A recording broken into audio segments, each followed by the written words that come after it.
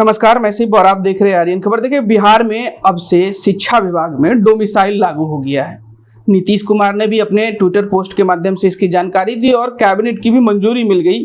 लेकिन इस कैबिनेट की मंजूरी के साथ अपर मुख्य सचिव एस सिद्धार्थ ने जिस प्रकार से कही है कि डोमिसाइल किस तरीके से बिहार वासियों को मिलेगा, उसकी जो जानकारी दे वो कहीं ना कहीं उलझता हुआ नजर आ रहा है। कुछ इसी मुद्दे पर चर्चा करने के लिए आज हमारे साथ मौजूद हैं प्रोफेसर शैलेंद्र कुमार सैलू जी हैं।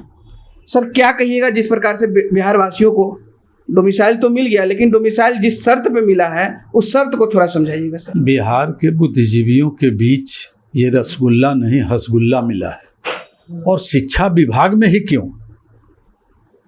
इसका अर्थ है कि पुराने बीपीएससी जो एग्जाम्स हुए हैं उसमें बहुत बड़ी धांधली हुई है, और उस समय जो बिहारियों का हक था मारा गया, आज उसके एवज में मरहम पट्टी लगाया जा रहा है बिहार वासियों के घाव पर।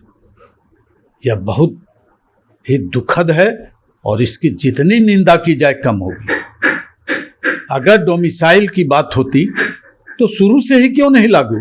और डोमिसाइल नीति के तहत अगर आप डोमिसाइल लागू करते तो बीपीएससी में शिक्षकों की इतनी नियुक्तियां हुई और जिसमें आरक्षण भी दिया गया और कई मामलों में घपले भी हुए, और इसकी जांच क्यों नहीं आप करवाते हैं?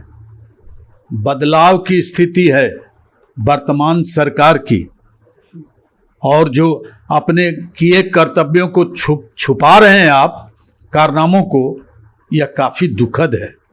आज आपने जो घोषणा की है डोमिसाइल नीति की, किस आधार पर किया है आपने?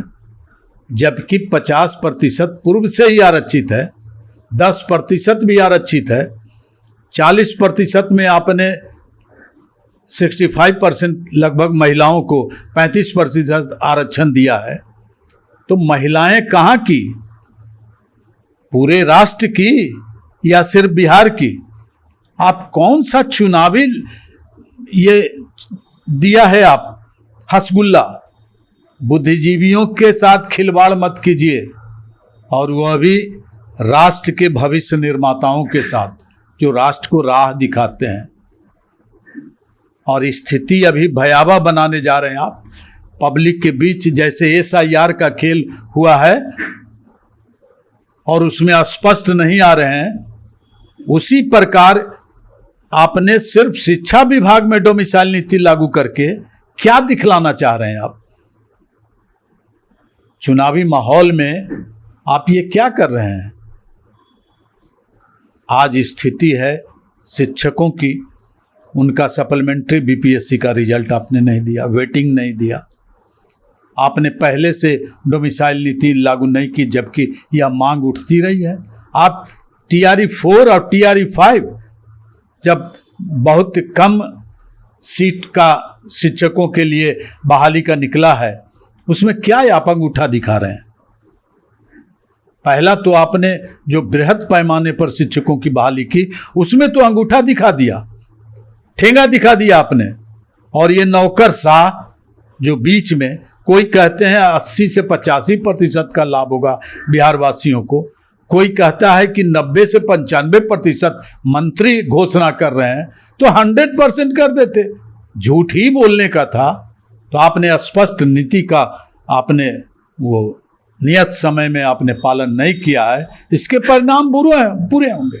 अच्छा सर, क्या कहिएगा, ये जो 10th और 12th का जो फंडा इन लोगों ने लागू किया है कि जो व्यक्ति बिहार में अगर 10th 12th किए हैं तो उनको ये डोमिसाइल का लाभ मिलेगा, लेकिन अगर वही बिहार वासी कोई किसी अन्य राज्य में, या चाहे उनके माता पिता काम करने के हेतु गए हों, वहाँ पे उन्होंने 10th 12th किया होगा, तो उनको नहीं मिलेगा। आप प्रवासियों को बुला लेते हैं इलेक्शन के टाइम में और उनका अभी मान्यता दे रहे हैं, एक ही जगह से वो वोटर होंगे। तो जो यहाँ के मतदाता हैं, यहाँ मतदान करते हैं, और यहाँ का उनका डोमिसाइल है, यहाँ का उनका आधार कार्ड है, यहाँ का पैन नंबर है, तो आप किस आधार पर उनको 10th और 12th का वो मान्यता दे रहे हैं? वो अपने माता पिता के साथ रहते हैं, उनका आवासीय पता बिहार का है, क्यों नहीं आप दीजिएगा? ये नौकरशाहों का शतरंजी चाल है।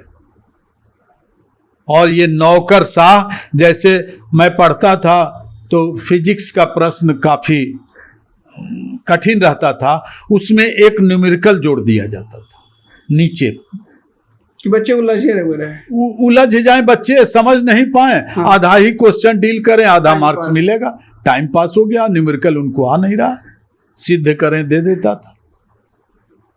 वही स्थिति है बिहार वासियों के साथ, नौकरशाहों का छल और सरकार की मिलीभगत।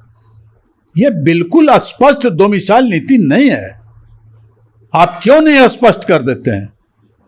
महिलाओं का आरक्षण राष्ट्रीय स्तर पर न होगा, और पुरुषों का तो बच्चों को आपने दे दिया, बच्चियों को भी दे दिया।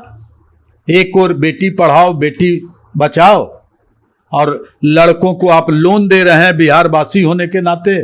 आप जो क्रेडिट कार्ड जो दे रहे हैं, आप जो उनको लोन दे रहे हैं, किस आधार पर? उनको भी कर दीजिए कि बाहर का आपका डिग्री है, आपको लोन नहीं मिलेगा। सभी क्षेत्रों में लागू कर दीजिए। मेडिकल में, इंजीनियरिंग में, जितने भी कंपटीशन आप लेते हैं नामांकन के लिए, उनको भी दे दीजिए कि आपका 10th का और 12th का नहीं है प्रमाण पत्र यहाँ का, इसलिए आपको यहाँ नहीं एडमिशन होगा। शैलेंद्र जी, ऐसा क्यों होता है कि शिक्षकों पर ही ऐसे मतलब प्रैक्टिकल किए जाते हैं, प्रयोग किए जा रहे हैं? हमेशा कुछ ना कुछ शिक्षा विभाग में ही प्रैक्टिकल मतलब कर रहे हैं। वर्तमान सरकार, वर्तमान शिक्षा मंत्री और वर्तमान में सरकार के मुखिया और इनके 4-5 जो अंधभक्त IAS हैं, ये सब अपना अपना रोमांचक खेल दिखा रहे हैं और ये समझ रहे हैं कि बिहारी बेवकूफ़ है, बिहारी को समझ नहीं है। बिहार वासी तो ऐसा सबक सिखला देंगे जिसने महात्मा गांधी को राह दिखाया था, आंदोलन का, स्वतंत्रता संग्राम का। आपको भी बाहर का रास्ता, बदलाव की स्थिति में है बिहार, और बदलाव निश्चित है। और शिक्षा विभाग में और शिक्षकों के साथ शैक्षणिक व्यवस्था और शैक्षिक सत्र में जो ये शोध का खेल खेल रहे हैं, इसके परिणाम बुरे होंगे आगामी चुनाव में। बहुत बहुत शुक्रिया शैलेंद्र जी। तो आपने सुना जिस तरीके से शिक्षा विभाग में कई प्रयोग हो रहे हैं, ये इस प्रयोग का नतीजा छात्रों पर और आने वाले दिनों में बिहार वासियों पर क्या होगा। लेकिन वहीं आपको बता दें कि 2025 का चुनाव है, बिहार वासियों के हाथ में भी ताकत है। अब उस ताकत का इस्तेमाल किस तरीके से, क्या बिहार वासी हैं जो इसे रसगुल्ले के रूप में देखते हैं या फिर हसगुल्ले के रूप में देखते हैं? कमेंट कीजिएगा। अभी के लिए बहुत बहुत शुक्रिया।